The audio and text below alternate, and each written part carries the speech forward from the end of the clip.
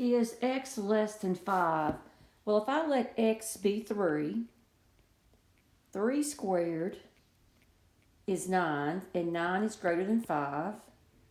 But I could also let x be 6, and 6 squared is 36, and 36 is greater than 5. Or I might let x be, I don't know. So here, 3 is less than 5, but 6 is not less than 5. But both of these values, 3 and 6, satisfy that clue 1. But sometimes it's less than 5, sometimes it's greater than 5. So that doesn't work. And now look at clue 2.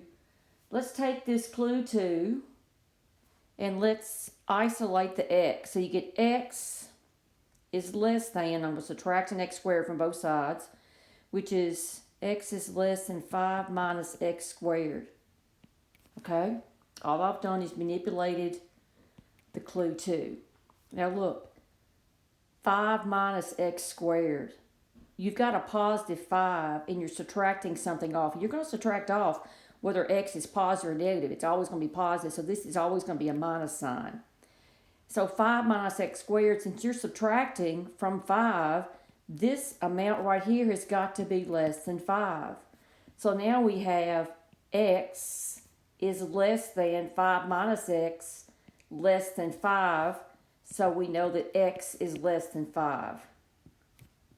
Okay? Because with a compound inequality, let me make one up. 2 is less than 3 is less than 4.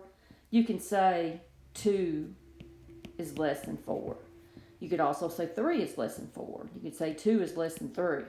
So that's x is less than 5. We've answered the question.